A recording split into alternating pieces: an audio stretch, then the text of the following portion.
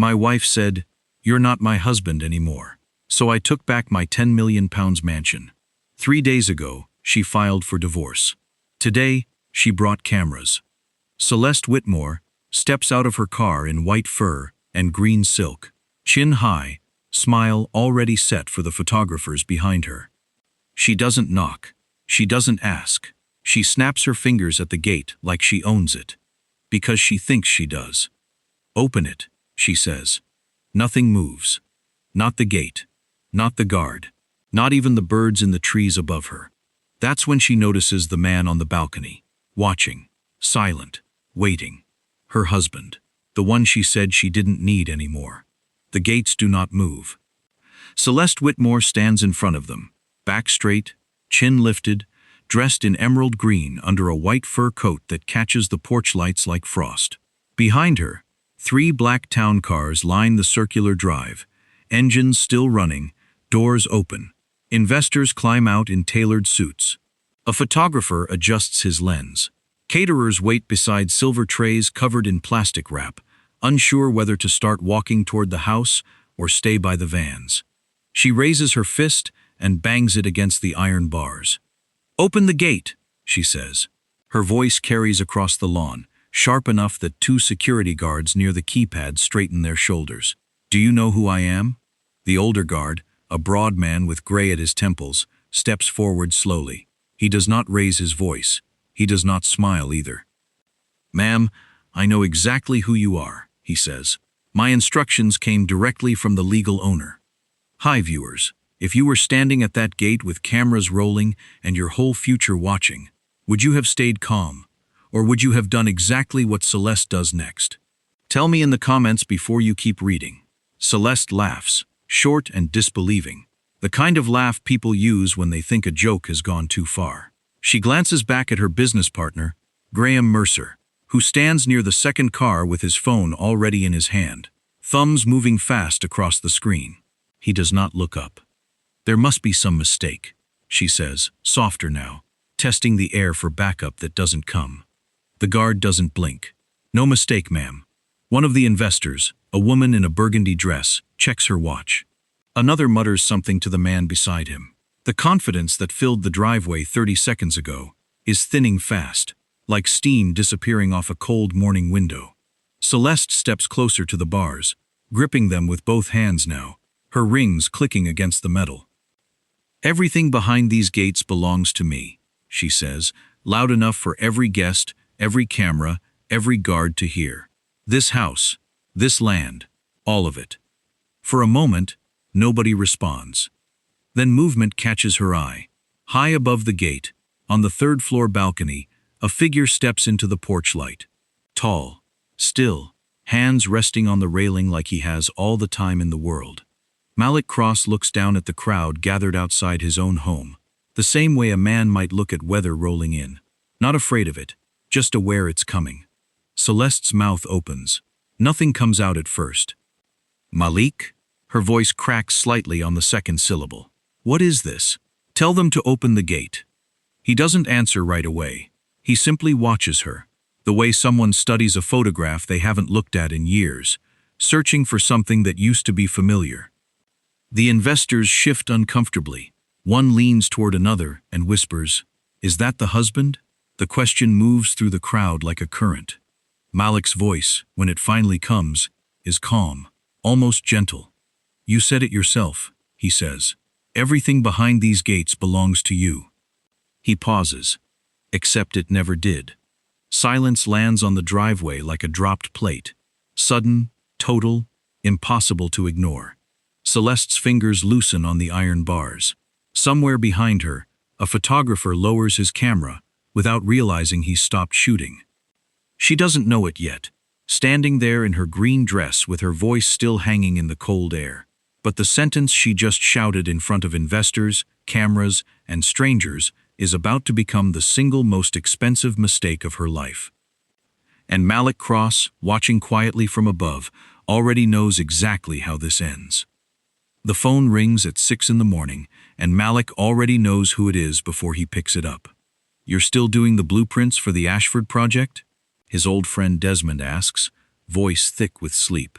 Man, you could hire 10 people to do that grunt work for you now. Malik pours coffee with one hand, phone pressed to his ear with the other. I like doing it myself. That's the thing about Malik Cross.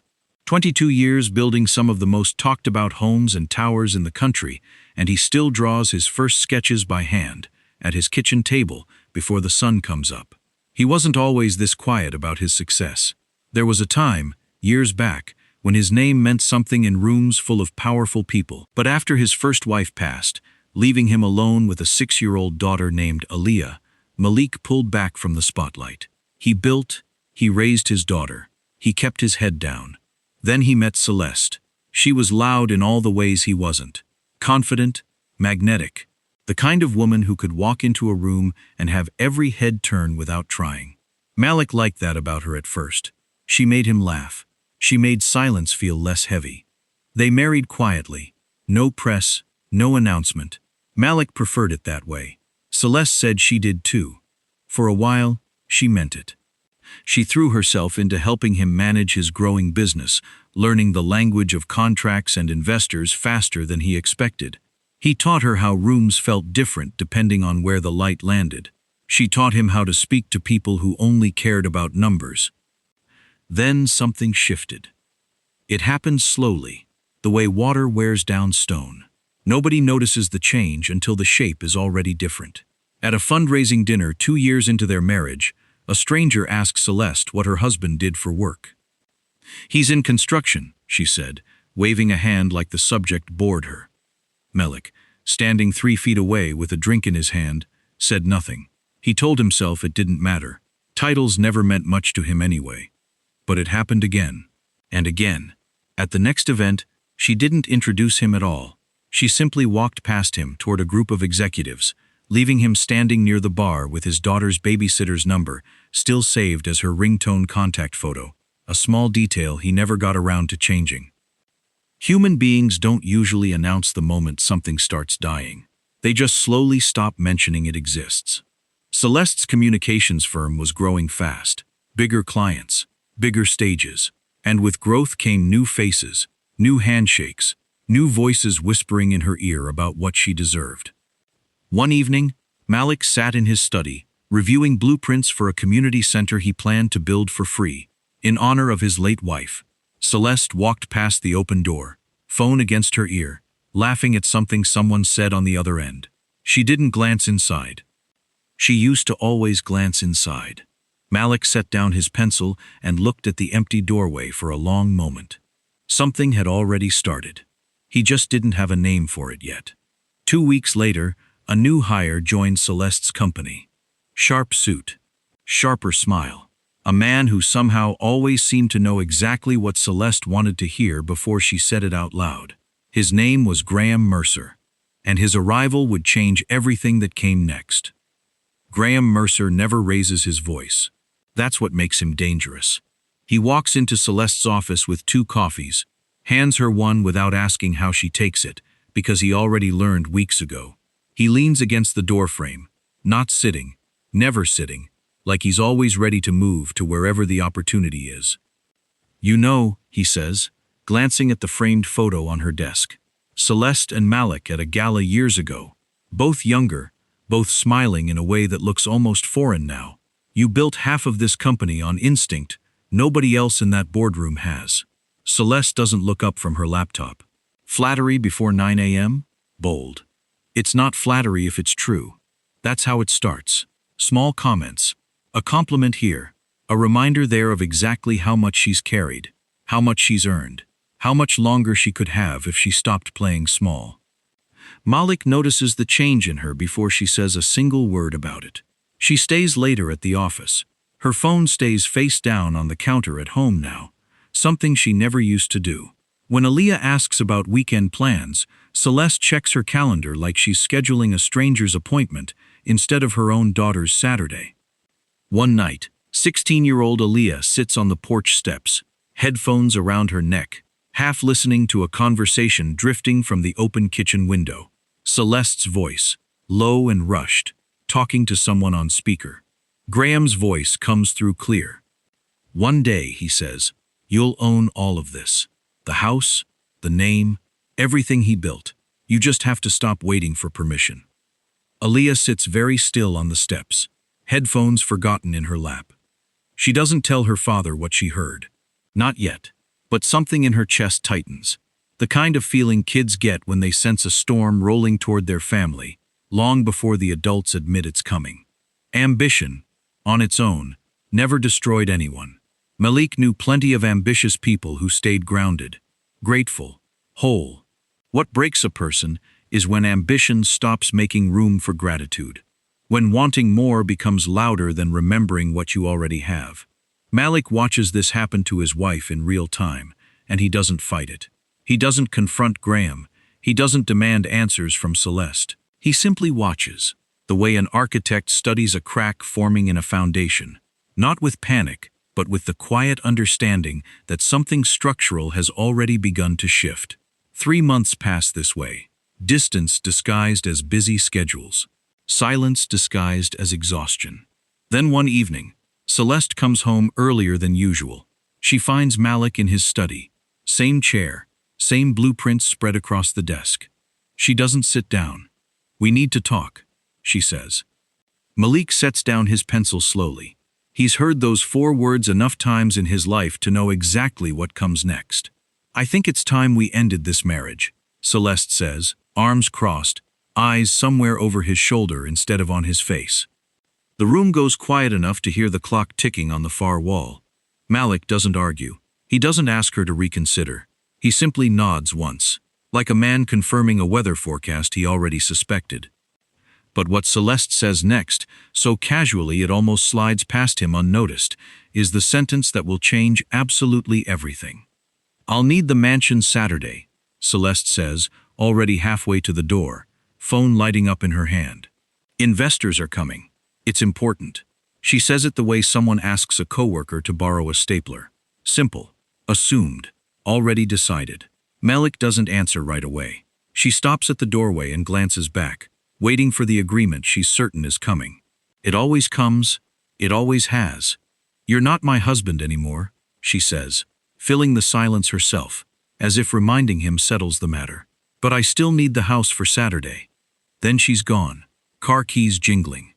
Front door clicking shut behind her, soft and final, like the last page of a chapter nobody bothered reading twice. Malik sits alone in his study for a long time after she leaves. No shouting followed her out the door. No dramatic scene played out on the driveway. Just 4 words that landed heavier than any argument could have. "You're not my husband anymore." He rubs a hand across his jaw, staring at the blueprints scattered across his desk, at the community center design he's spent months perfecting. Buildings make sense to him. Rooms have logic. People used to make sense too, once. He picks up his phone. The first call goes to his attorney, a sharp, no-nonsense woman named Patrice Coleman, who has handled his contracts for over a decade. "I need you to pull the property records on the estate," he says. "Tonight, if you can. Everything all right? Just want to confirm something I already know." The second call goes to his property manager, instructing him to review every access credential tied to the house. Gate codes, entry permissions, alarm systems. The third call goes to the head of estate security, a broad, steady man named Otis Renfield, who has worked the property since before Celeste ever set foot inside it. "Effective tonight," Malik says, "update every security clearance on the estate. I want a complete list of who has access, and I want final approval on that list to run through me directly." Otis doesn't ask questions. He simply says, "Understood," and hangs up. By midnight, something in the house has already changed, though nobody arriving Saturday will notice it right away. Keypads reset, codes rewritten, permissions quietly restructured, line by line, like a contractor reinforcing a foundation nobody else can see cracking. Malik doesn't do this out of anger. There's no shouting in his voice on any of those 3 calls. No threats, just calm, deliberate instruction, the same tone he uses when reviewing a construction timeline. Silence, people often assume, means someone has nothing left to say. Sometimes it means the opposite. Sometimes silence is a person choosing their next move so carefully that words would only slow them down. 2 days later, While reviewing paperwork Celeste left behind on the kitchen counter, an investor packet for Saturday's showcase, printed and bound in glossy folders, Malik finds something he wasn't looking for. He flips through the pages slowly. Photos of the estate fill an entire section, labeled under company assets, positioned beside charts about growth and stability and investor confidence. His house, his mansion, listed like it belongs to her firm. Malik sets the folder down on the counter and stares at it for a long moment, the way a man studies blueprints for a building he never approved. Whatever Celeste has built her investor pitch around, it's about to collapse in a way she never saw coming. Patrice spreads the documents across Malik's desk the next morning, her expression unreadable, the kind lawyers wear when they've found something worth being careful about. She never explicitly claims ownership, Patrice says, tapping a page with her pen. Look at the wording. Very careful, very deliberate. Malik leans forward, scanning the paragraph she's pointing to. The investor packet describes the mansion as part of the company's growth story, tied loosely to Celeste's personal brand, never stating outright that she owns it, but never correcting the assumption either. She let people believe it, Malik says. She let people believe it, Patrice corrects. That's a different problem. Malik sits back in his chair. Outside his window, morning light spreads gold across the lawn. The same lawn where cameras and champagne will gather in 3 days if nothing changes. How different, he asks. Patrice sets the folder down. If investors made financial decisions based on assumed assets that don't legally exist, that's not just an embarrassing mistake anymore. That's a legal exposure for her company. The room goes quiet. Malik studies the folder like it's a floor plan with a structural flaw hidden somewhere inside the walls. What do you want to do? Patrice asks. We can send a cease and desist today. Stop the event before it happens. Malik shakes his head slowly. No, he says. Let it happen. Patrice raises an eyebrow. Malik, if this event goes forward, and that folder gets passed around to every investor in that room, that's exactly why it needs to happen, Malik says. He stands, walking toward the window, hands in his pockets, watching a groundskeeper trim the hedges below, like nothing in the world is about to change. She built an entire pitch on something that was never true, he says. If I stop it now, she'll find a way to explain it away. Blame confusion. Blame paperwork. Blame me. He turns back to face Patrice. But if it happens in front of everyone, exactly the way she planned it, there's nothing left to explain. Patrice studies him for a long moment, then nods slowly, understanding settling into her expression. You're not trying to embarrass her. No, Malik says. I'm letting the truth introduce itself. That's all. 2 days pass. Malik doesn't call Celeste. He doesn't warn her. He simply lets Saturday arrive the way any date on a calendar eventually does. Quiet and certain, whether anyone's ready for it or not. Friday night, standing in his study one last time before the investors arrive, Malik looks at the folder still sitting on his desk, the one with his mansion printed across glossy pages as proof of a life that was never hers to offer. Tomorrow, every person walking through those gates will learn something Celeste never planned on them finding out. And there will be no way for her to stop it.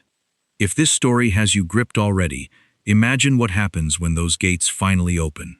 Subscribe and turn on notifications so you don't miss what Saturday brings, because Chapter 6 is where everything comes apart in front of everyone watching. The gates stay shut for 11 minutes before anyone in the crowd admits something is actually wrong. Champagne glasses sit untouched on silver trays. Photographers lower their cameras. One investor checks his phone, frowning, then checks it again, like the second look might change the message. Celeste presses the buzzer a 4th time. Nothing. This is unacceptable, she says, turning toward Otis, who stands near the gate with his hands folded, expression calm as still water. I organized this event. Open it.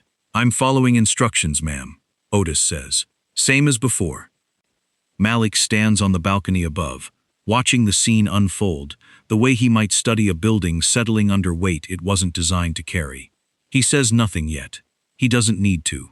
Down in the crowd, A tall, gray-haired man in a navy suit steps forward, studying the mansion's front columns with narrowed eyes. "Wait," he says slowly. "I know this house." He turns toward the woman beside him. "This is a Cross original. I toured this exact property years ago at an architecture showcase in Atlanta." A murmur ripples through the crowd. Another investor, younger, sharper-eyed, steps closer to the gate. "Cross," he repeats. "As in Malik Cross?" The gray-haired man nods. "We worked on a hospital wing together, back in 2014. Brilliant man. Doesn't do interviews. Barely does public events." Celeste's confident posture falters for the first time all evening. She glances back toward the balcony, toward the man she left 3 weeks ago, standing quietly above a crowd that suddenly seems far more interested in him than in her. "That's not," she starts, then stops herself. A soft chime sounds from the gate's digital display panel, the kind normally used to show delivery confirmations or scheduled maintenance notices. Instead, lines of text scroll slowly across the screen, visible to everyone standing close enough to read it. Property owner of record, Malik Cross.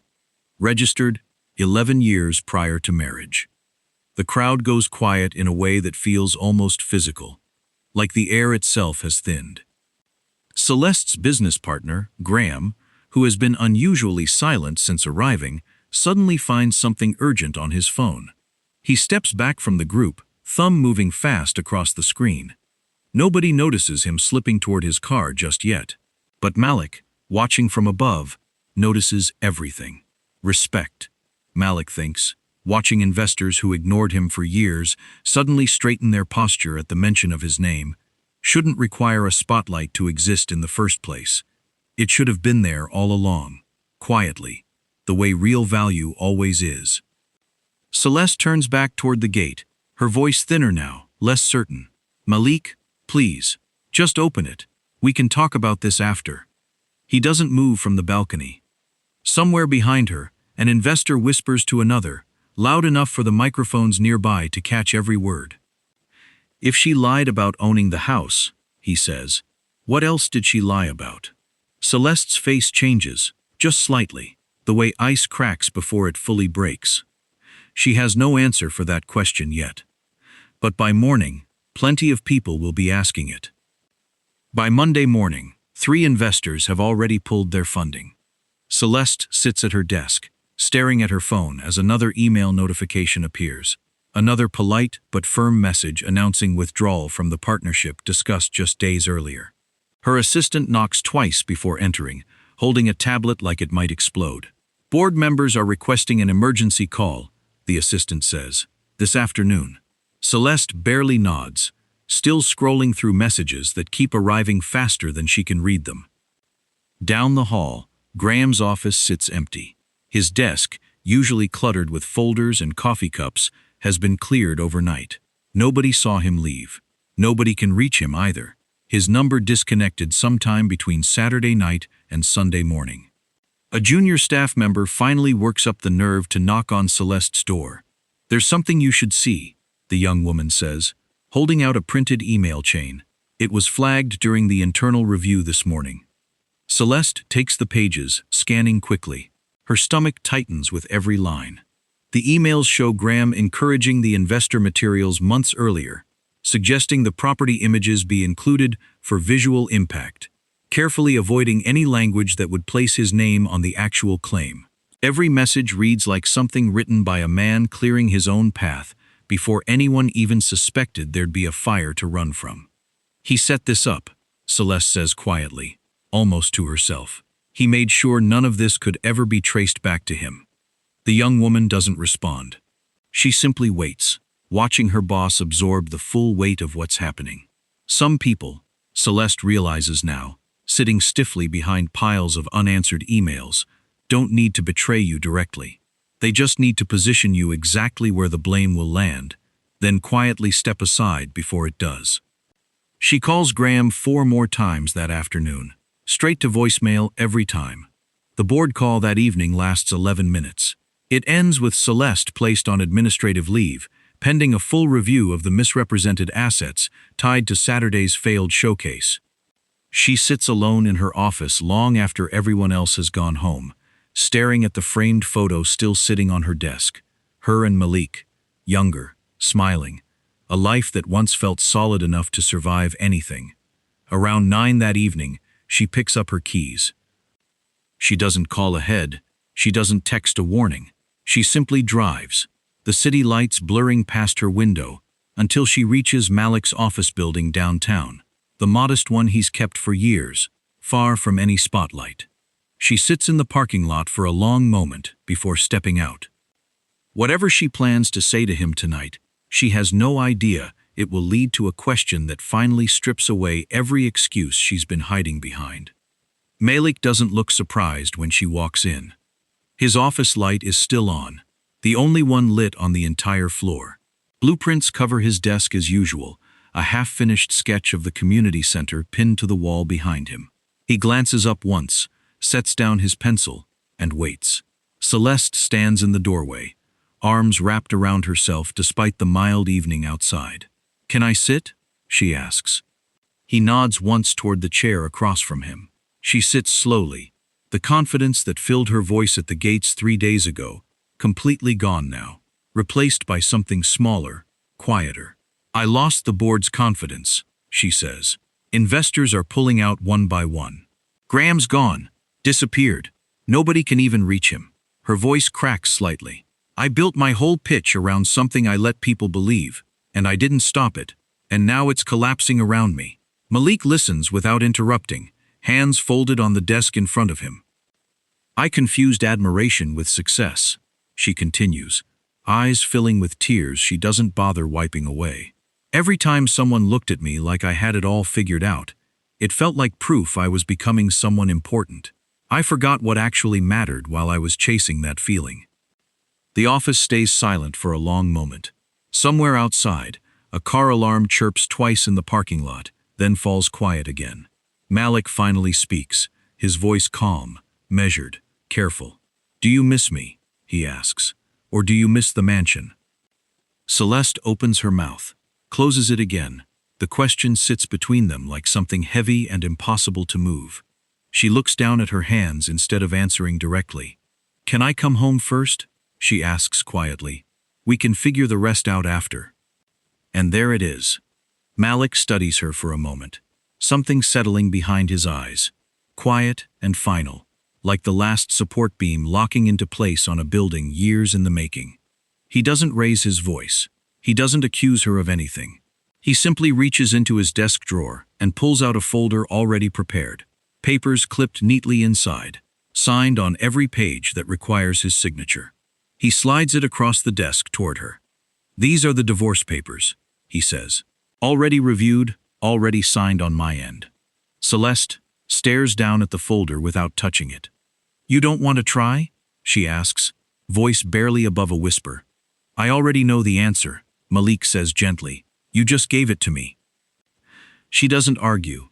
She doesn't cry harder or beg differently. She simply sits there for a long moment, staring at a folder that represents the ending of something that quietly ended long before tonight. Malik watches her, feeling something unexpected settle in his chest. Not anger, not victory either. Just peace, arriving finally, like a door closing softly instead of slamming shut. 6 months later, laughter echoes through hallways that used to sit quiet and empty. Malik stands near the mansion's grand staircase, watching young architecture students move through what used to be his private study, now converted into an open workspace filled with drafting tables and half-finished blueprints pinned to every wall. The community center project he once designed for free now has a home right here, inside the estate that almost became a battlefield. Single parents rebuilding their careers after hardship fill the classrooms downstairs. Learning design, construction management, project planning, skills Malik spent 2 decades mastering, now passed forward to people who need a second chance, the way he once needed quiet space to grieve and rebuild. Aaliyah walks through the crowd tonight in a simple black dress, clipboard in hand, checking names off a guest list for the mentorship program's opening ceremony. She's the one who suggested opening night include the community, not just donors and press. "Dad," she says, appearing at his side. Turnout's bigger than we expected. Malik smiles, watching families move through rooms that once felt cold and formal, now filled with warmth and purpose. Real victory, he says quietly, mostly to himself, was never about keeping the house. Aaliyah glances up at him. Then what was it about? Finding a reason to open the doors again, he says, instead of just protecting what's behind them. She squeezes his arm gently, then moves off to greet arriving guests. Malik stands alone for a moment near the entrance, watching the mansion breathe with new life, new voices, new purpose, filling spaces that once echoed with silence and slow arguments. Then, near the edge of the driveway, a car slows down. It doesn't turn into the entrance. It simply idles at the curb, headlights dimmed, engine humming softly in the evening air. Malik doesn't need to walk closer to know who's sitting behind the wheel.